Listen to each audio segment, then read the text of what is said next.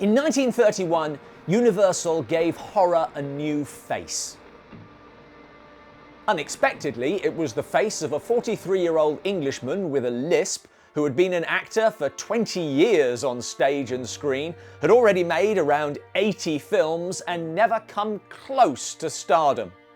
Which is probably why Boris Karloff embraced the genre more than any other horror icon. Mr. Boogeyman, King of Blood, they used to call me. Well now, gentlemen, I think we are ready to begin.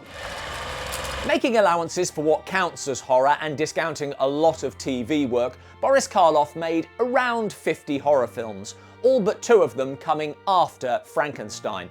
1931's The Mad Genius can only loosely be called horror, and Karloff's role in it is slight. It's only worth mentioning for one line. Of Frankenstein, the monster created by man? The film was released 2 weeks before Frankenstein made Karloff a star. 5 years earlier, Karloff had appeared in his most important silent film, 1926's The Bells, based on the stage play that had given British theatrical legend Sir Henry Irving his signature role. Lionel Barrymore's Matthias commits murder to pay his debts and is haunted by the sound of bells and ghostly apparitions, reminding him of the blood on his hands. Karloff's role as the mesmerist is smaller, but perhaps more memorable, and clearly inspired by a better-known film. Around this time, Karloff was given a piece of advice by silent legend Lon Chaney, whom he knew through actor William Taylor. Chaney said, "Find something no one else can or will do, then they'll begin to take notice of you. Hollywood is full of competent actors. What the screen needs is individuality."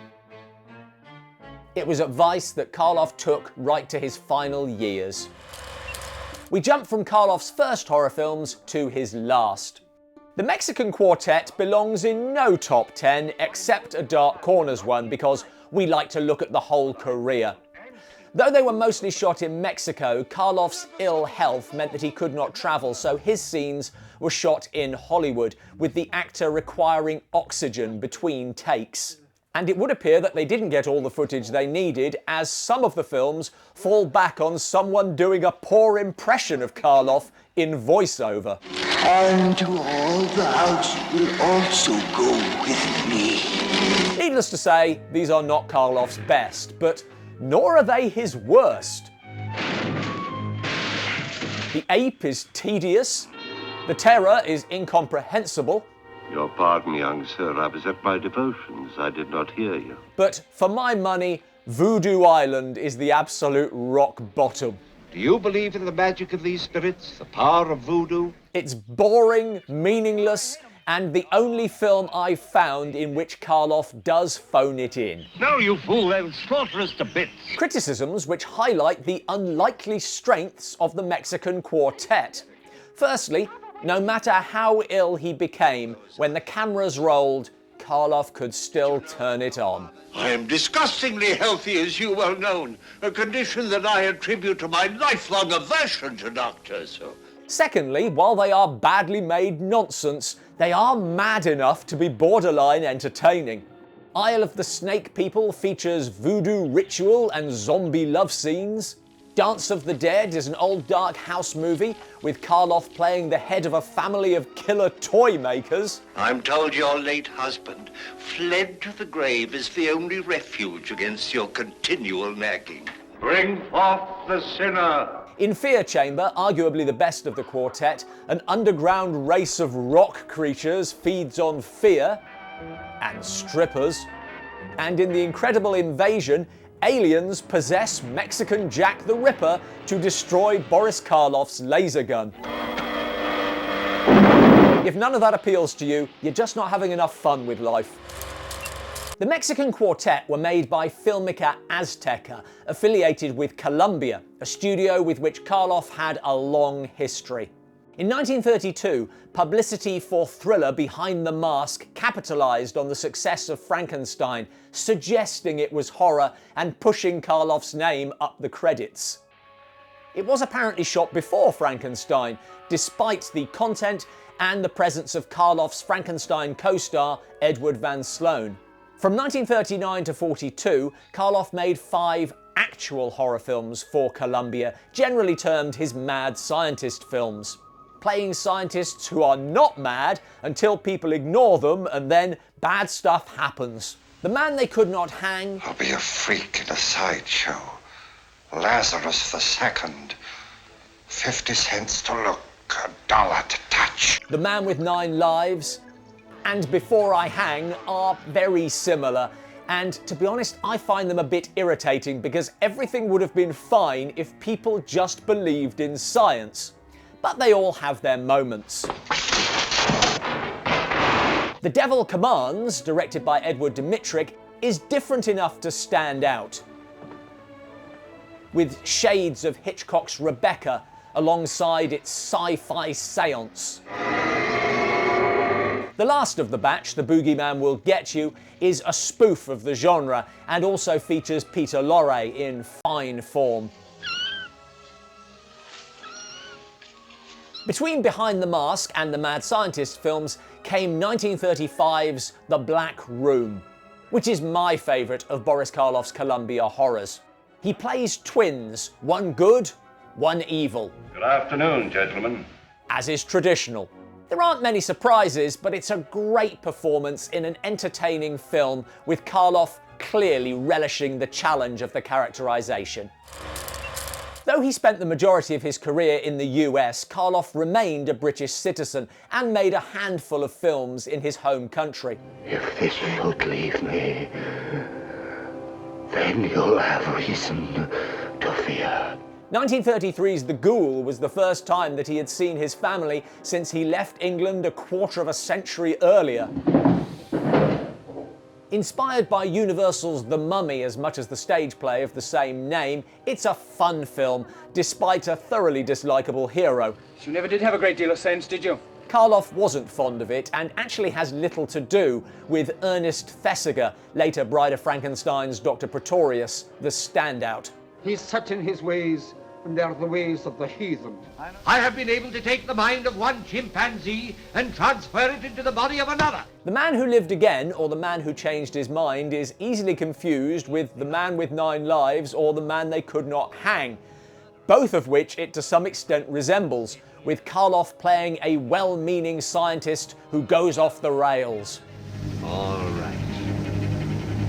I'll keep it to myself. I'll use it for myself. And I'll use it for my own ends. Another irritating hero, but a prescient take on mad science in the age of media. The finest laboratory you can get. And you've sold yourself for it. The ending doesn't quite deliver, but it's witty and clever, with fine performances from Donald Calthrop. A female scientist? Well? All tears and hysterics, and can't keep a secret. And Anna Lee. Wouldn't you rather marry me instead? Definitely not. Definitely not? Definitely not. Corridors of Blood, more Good Science Gone Bad, is more of a period drama than a horror, but a good film featuring Christopher Lee. He died. Peace, poor governor. While Curse of the Crimson Altar is a much less good film featuring Christopher Lee. Perhaps we can help the young man in his search. First of all, we'd have to know what he's looking for, wouldn't we? And Barbara Steele. Not all bad, but yet again the hero is awful. On the other hand, your only chance to hear Boris Karloff say, Eroticism. but our pick for this slot is The Haunted Strangler. Who are you? Who let you in? Part of the rebirth of British horror that followed Hammer's The Curse of Frankenstein, this is well made with a nice twist and a really good possession scene for Karloff. Removing his dental work to create the Strangler's distinctive features, though the most disturbing scenes are the real-life horror of a 19th century asylum. Get hands up! It's an average story, very well told. We tend to remember great films, inevitably, and the car crashes, somewhat perversely, but Karloff made a lot of solid but average films that often get forgotten, many of them for Universal, the studio with which his name will be forever associated.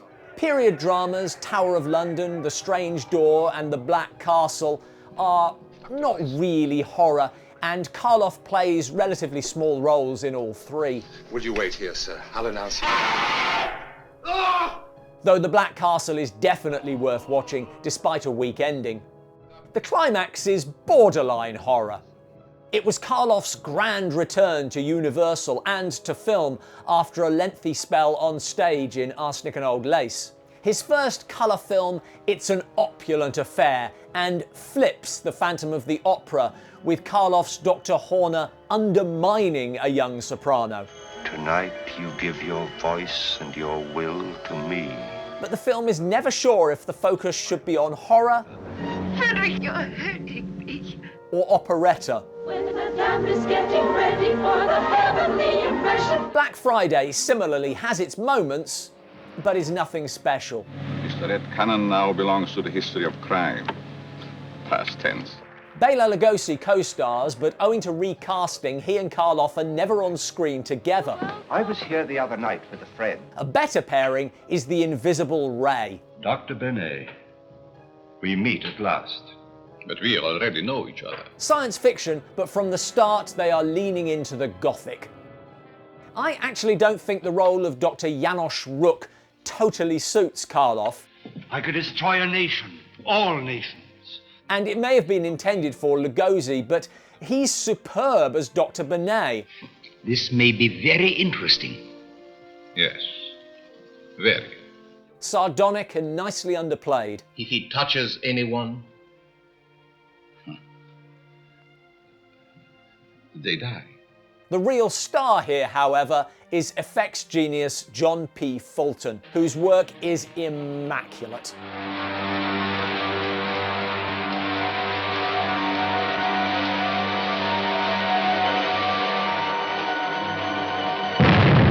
It's a great looking film, but we're giving this slot to a Warner Brothers film, The Walking Dead. Directed by Michael Curtiz, this is a gangster horror in which Karloff plays an innocent man who is executed and then brought back to life.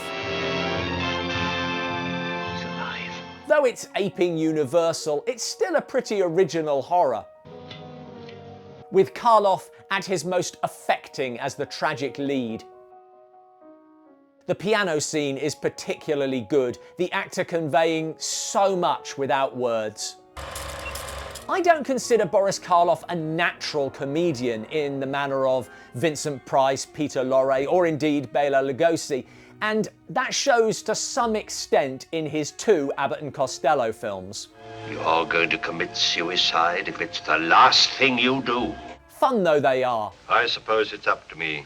Abbott and Costello meet Dr. Jekyll and Mr. Hyde makes you wish that Karloff got to play those roles in a straight horror film. If I can find some way to curb that instinct, to tame it so that it's always under control. The Comedy of Terrors is very well liked, although personally I've never warmed to it. We have gathered ourselves together within these bud-wreathed walls to pay homage to the departed soul of, what's his name? Ghost in the Invisible Bikini is best forgotten.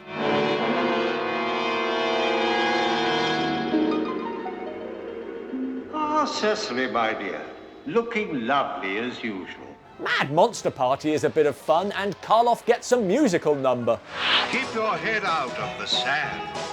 Pick the apple that's ripe, or the very next day it's going to fall in someone else's hand. But this slot was always going to the Raven. Afraid, my dear? There's nothing to be afraid of. Part of Roger Corman's Edgar Allan Poe cycle, it's a joyous horror comedy with its classic stars all shining.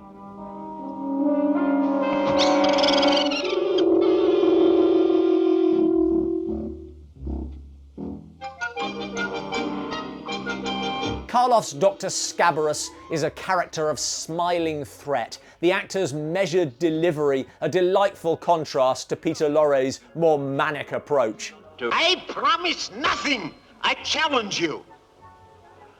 Again? And finds an unlikely chemistry with Hazel Court. It's time to separate Dr. Craven from his secrets. Are we going to have some torture? That won't be necessary.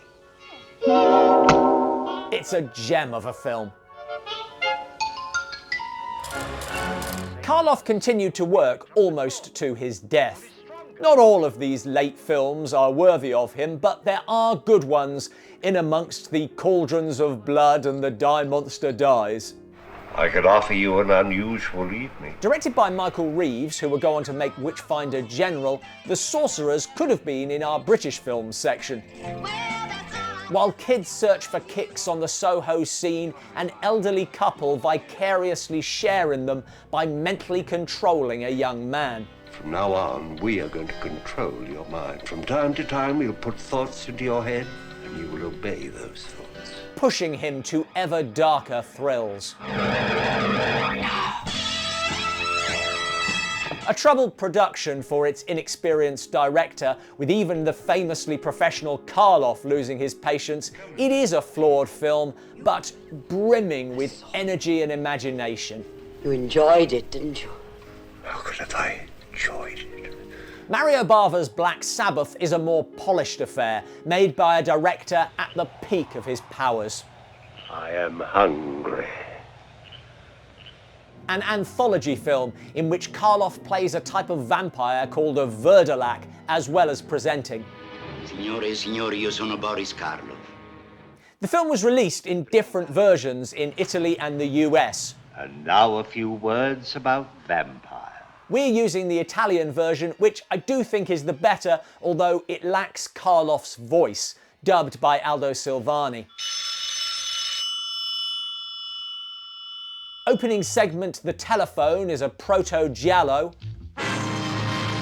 much cut for the US release. The Drop of Water, which closes the film, is a tense, cautionary tale, but the Verdalac is the standout. The composition and colour are terrific. There are some very disturbing moments. And it's a showcase for Karloff. Age had not diminished his screen presence, nor the terror that presence could summon up. I love the Verdalac. If that had been the whole film, we might have given this slot to Black Sabbath. But for a Karloff top 10, we've gone with his last great horror film. I'd like to leave you with a little story to think about as you drive home through the darkness. Like The Sorcerers, Targets was an early effort by a young director tackling youth and horror, and delighted to work with the legend. Peter Bogdanovich had been working with Roger Corman and parlayed that connection into his powerful debut. The part is yours. Karloff plays Byron Orlock, an aging horror star who feels his time has passed. Marx Brothers make you laugh, Garbo makes you weep, Orlock makes you scream. Bogdanovich uses this character to juxtapose classical horror with real-world horror. The coziness of period monster movies against the terrifying randomness of a lone gunman.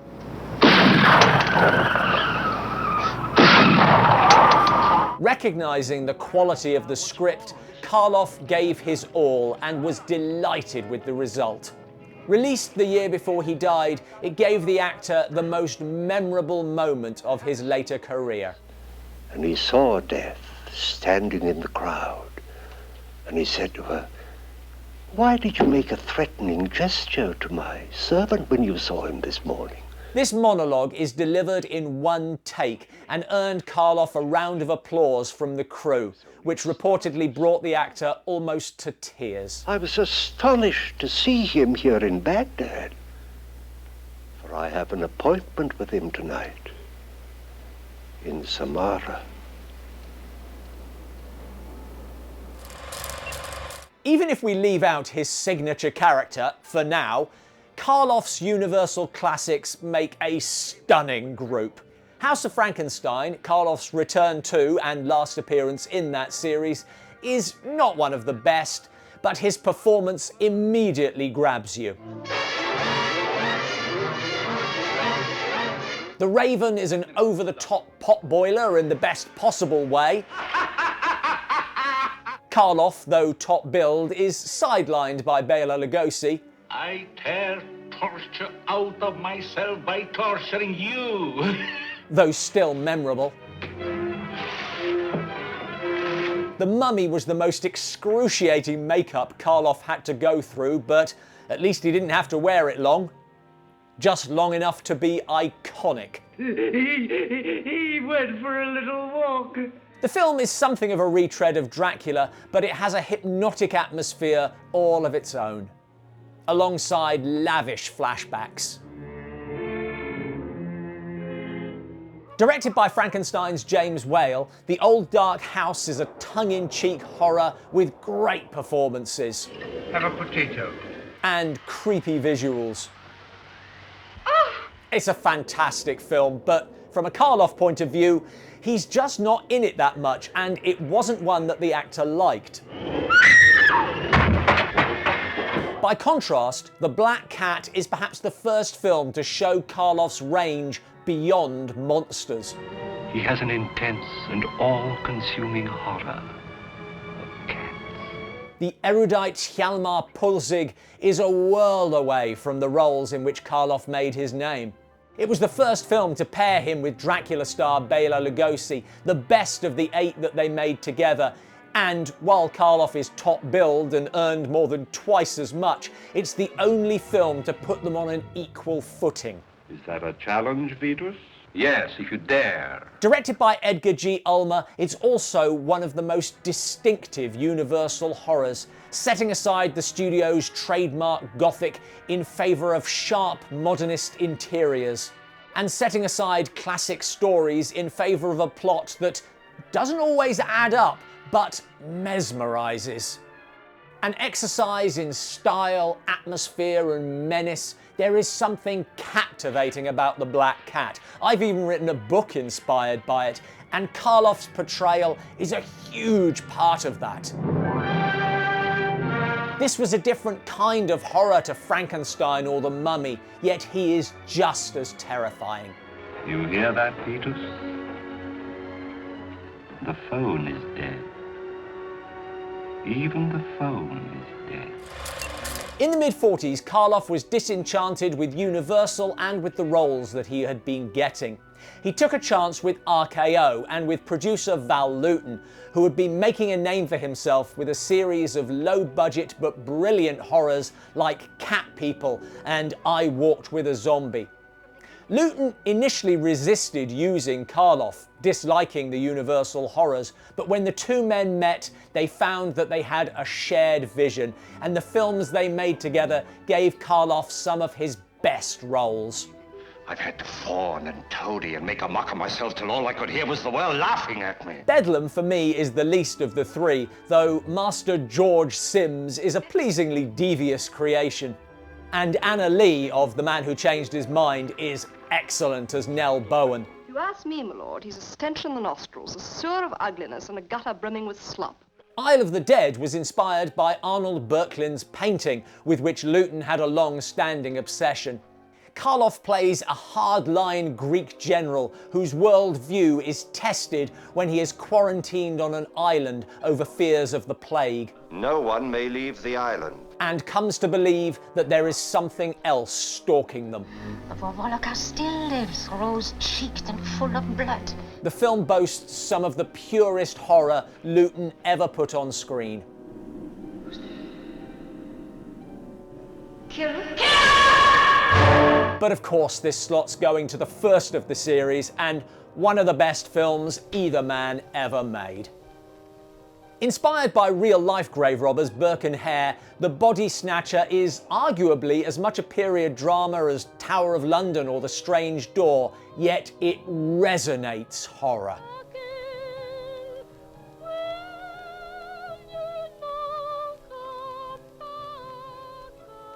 Even before its shocking final sequence. Never get rid of me, never get rid of me, never But it's the character of Cabman Gray that earns the body snatcher this number 2 slot.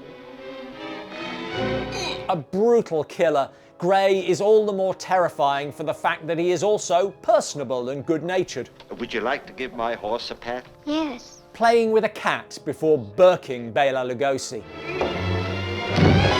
For all the bravura cinematography and menacing shadows, it's the scenes between Karloff and Henry Daniels' Toddy McFarlane that stand out the most. Look at yourself. Could you be a doctor, a healing man with the things those eyes have seen? Karloff loved these scenes, and facing off with Daniel inspired perhaps his finest acting performance. Do you ever see the lads play knife? Toddy'd like to do that all over my body. Anyone who was looking for a surprise at the top of this list is going to be disappointed. I don't think there's any question about what Boris Karloff's number 1 role is. Karloff played the creature 3 times, 4 if you want to start nitpicking. In Frankenstein 1970, he played Frankenstein himself for the first time. The creature remains in bandages throughout, but at the end, we get to see its face. Whether he's playing creature or creator, the film is best forgotten. He's alive! Son of Frankenstein is a fine film, but the creature's role is definitely reduced. It proved once again that only Karloff could get under the creature's skin. But it's Bela Lugosi's film. 8 men say Igor hanged. Now 8 men dead. That leaves Frankenstein and The Bride of Frankenstein. In the first film, Karloff was a footnote in the credits and doesn't appear until 30 minutes in, albeit memorably. By the time of The Bride, he was a bona fide star, name above the title. And it is his film. This is the only one of Universal's Frankenstein series in which the creature is the lead. It's his story, brutal and heartbreaking. I've said before that Bride of Frankenstein is my favourite horror film, so really, there is only one choice. It's alive! It's alive! It's alive! Here's the thing. Bride of Frankenstein is my favourite horror film, narrowly, but it is, and I think there's an excellent case for it being the better film. It's a tour de force for Karloff. The creature goes through so much. But for a Boris Karloff top 10, I think Frankenstein takes it. Not because Karloff is better in it, or because he had strong reservations about the sequel. Alone. Bad. Friend. Good. But there is something about the rawness of his performance in the first film. This isn't a star turn, this is a nothing actor giving everything, knowing that next week he'll be back to playing gangster number 2. There's a hunger to the performance, it's elemental, like something dredged up from within. He had no idea this was the one that would change his life. He was 43 already, but he recognised that there was something that he could bring to it. He gives the creature its tortured soul. There are so many moments, but this is my favourite. It's a distillation of the creature, but also of humanity itself. Broken, barbaric, inchoate, but reaching for a meaning beyond understanding. No actor has embraced horror like Boris Karloff. He loved it, and the genre returned that love. You might think we've name-checked every Boris Karloff horror, but no! Where, I hear you cry, is The Mask of Fu Manchu? The slightest move will send a bullet crashing through your stiff British spine. There, I think that's the lot. As ever, this has not been a proper top 10 because we prefer to give more of a career overview, but for those who want it, here is my personal top 10. 10, Son of Frankenstein. It's Lugosi's film, but it's great. 9, Targets. Peter Bogdanovich shouldn't be acting in it, but Karloff gives an astounding performance in a very good film. 8. Black Sabbath. Personal taste between this and Targets, but I just love the Verdelak. 7. Isle of the Dead. Some of the most chilling moments in any Karloff horror. 6. The Old Dark House. Creepy, funny and a little bit mad, so a James Whale film. 5. The Raven. I just love it. Come on, let me go. But what about the others? What others? I don't care what you do with them. 4. The Black Cat. So much going on below the surface and who knows what. Plus, the best face-off between Karloff and Lugosi. Tear the skin from your body. Slowly. Bit by bit. 3. The Body Snatcher. Karloff's greatest character role and another very good face-off. And do you think you're getting rid of me, Toddy? 2. Bride of Frankenstein. Perversely, because it is my favourite horror film, but in a Karloff top 10, number 1 has to be Frankenstein. That performance. How many actors get to announce themselves like that? Thanks for watching, and particular thanks to our Patreon and YouTube membership supporters whose loyalty and generosity makes these longer videos possible. We could not do it without you. I think we at least mentioned every Boris Karloff horror, but can you think of any we've missed out? What would your top 10 be? Let us know in the comments below.